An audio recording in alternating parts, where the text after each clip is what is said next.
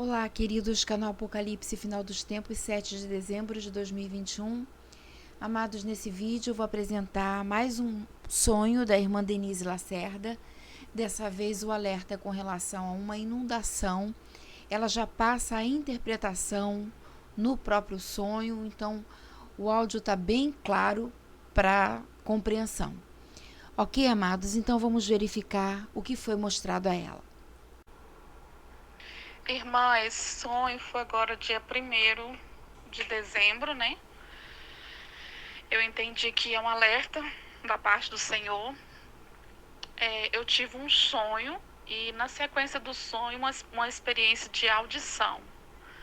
Foram me abertos os ouvidos espirituais para mim ouvir e para entender o que o Senhor queria mostrar. Então foi o seguinte, eu me via numa região e eu estava na casa de uma irmã em Cristo. E de dentro da casa dela eu via toda a visão. Eu olhava pela janela e eu olhava o portão da frente dela, que era um portão de grades.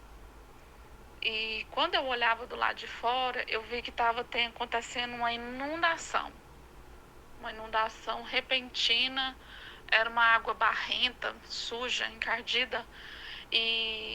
E a água estava pela metade do portão, só que a água não entrava para dentro da casa dela. Essa água, ela estava do lado de fora do portão, das grades, e eu via vários alimentos boiando no meio daquela inundação, sendo arrastados. E eu sabia no sonho que ela precisava de sair de dentro da casa dela por causa de alimentos.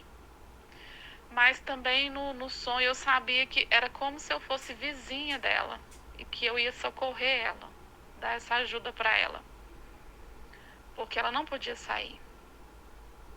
E aí, na mesma hora que eu via isso, aquela inundação que repentina, e as águas entrando e descendo com força e arrastando tudo, eu acordei. Só que eu fiquei na cama e com os olhos fechados, tentando entender.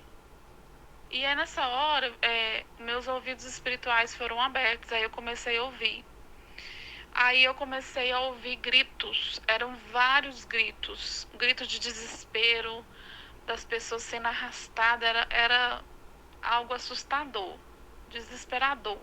As pessoas gritando, aquele desespero, sendo arrastadas por aquela inundação, aquela enchente, aquela água que vinha com força e levando tudo.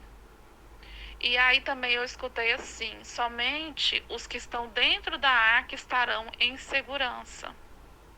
E aí acabou a audição. Eu entendi que é um sonho de alerta. Essas águas que chegavam de forma iminente, repentina, pode representar sim algo que possa acontecer na natureza, que vai suceder e vai acontecer todo esse desastre. E também pode representar até mesmo uma nova pandemia, novas leis, algo destruidor que está acontecendo, porque já estava aqui.